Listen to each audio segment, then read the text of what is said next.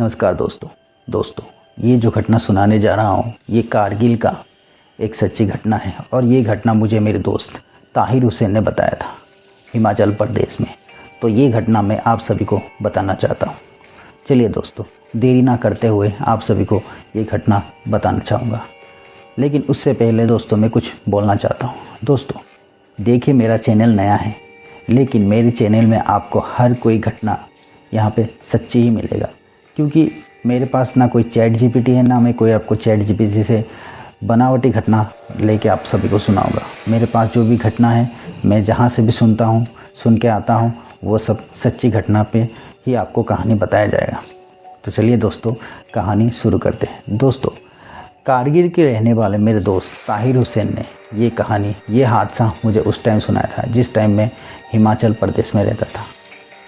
दोस्तों होता कुछ इस तरह है।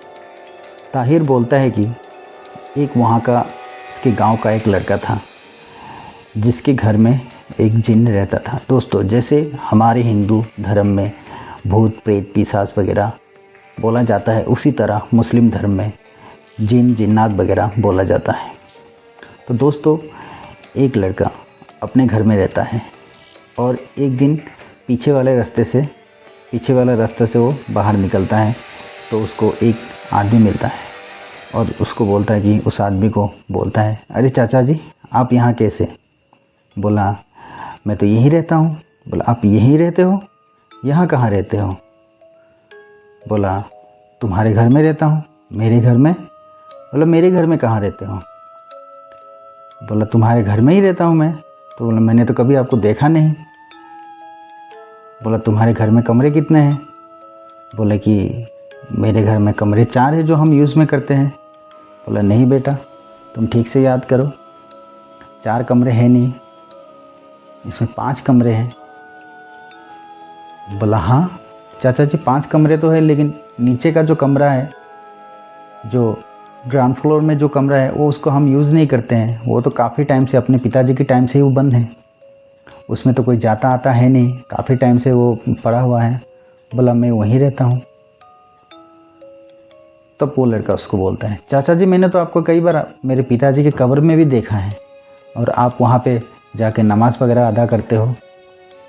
बोला हाँ बेटा, तुम्हारे पापा की कब्र में जाता हूँ और जाने के बाद नमाज़ वगैरह अदा करता हूँ कि तुम्हारे पापा की आत्मा को शांति मिले, और तुम्हारे पापा ने जो एहसान मुझे किया है उसको चुकाने के लिए मैं जाके तुम्हारे पापा के कब्र पे जाके नमाज़ अदा करता हूँ। तब वो लड़का बोलता है, तो चाचा जी आप यहाँ पे मेरे साथ मेरे घर में रहते, मुझे तो पता ही नहीं। बोला हाँ तुझे पता ही नहीं है, क्योंकि तुम्हें नहीं पता है इसलिए तो मैं रहता हूँ। बोला चाचा जी मुझे ठीक से बताइए ये क्या हुआ है, कैसे हुआ है?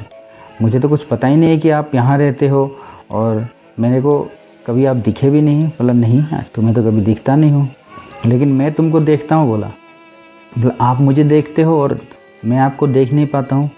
बोला हाँ तू मुझे देख नहीं पाता है, मैं लेकिन तुम्हें देखता हूँ।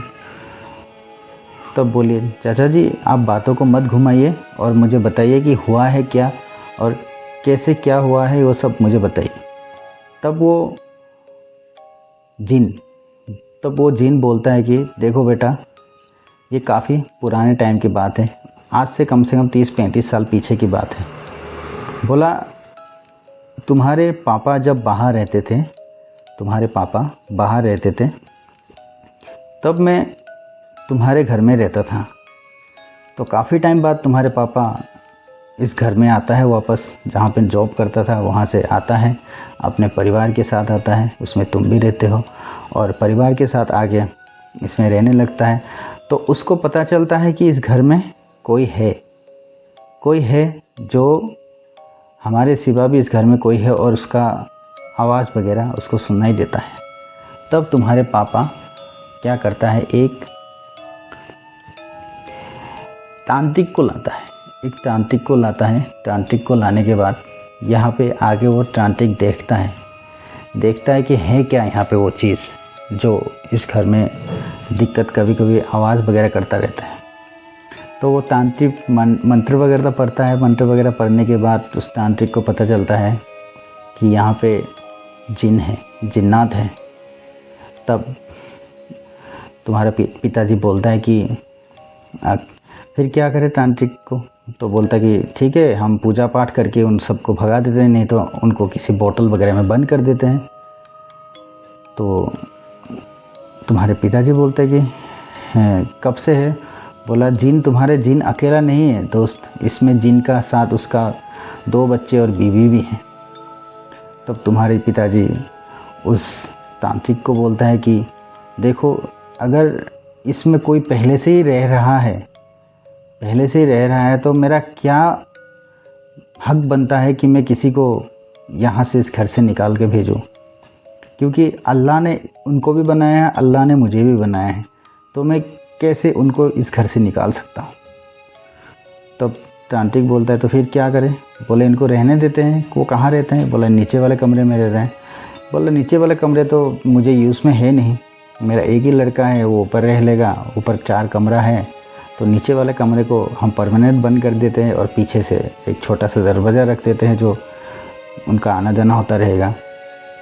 ठीक उसी तरह से आगे से उसको बहुत बड़ा ताला लगा के उसको चाबी को कहीं रख देता है और रखने के बाद पीछे से एक छोटा सा हल्का सा फट्टा तोड़ के उसमें आने जाने का रास्ता रख देता है।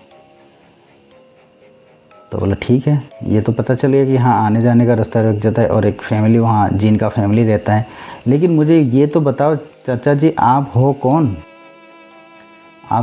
और आप उसके बारे में बता रहे हो, आप हो कौन और आप क्या कर रहे हो? मैं आपको तो देखता हूँ, आप मेरे पापा के वहाँ कब्र में जाते हो, तो आप यहाँ क्या कर रहे हो मुझे ये बताओ। और आप रहते हो, आप बोलते हो कि नीचे जिन भी है, बोला इस कमरे में जिन भी है, और आप भी बोलते कि मैं भी यहीं रहता हूँ। तब वो जिन बोलता अरे भाई, मैं ही तो हूँ वो जिन, मैं ही वो जिन्नात हूँ जो तुम्हारे घर में रहता हूँ अपने परिवार के साथ। तब उसको होश आता है, अरे मैं अभी तक बात जिससे कर रहा था वो एक आदमी नहीं, एक जिन था। तब वो घबराता है, घबरा के वो पीछे जाके गिर जाता है। लेकिन जिन्नात बोलता है नहीं बेटा, तुझे घबराने की कोई ज़रूरत नहीं है। तुम्हारे पापा ने मेरे ऊपर जो एहसान किया है, मेरे ऐसे 10 जन्म भी कुर्बान हो जाएगा तुम्हारे पापा के लिए, लेकिन मैं वो कर्जा चुका नहीं पाऊँगा।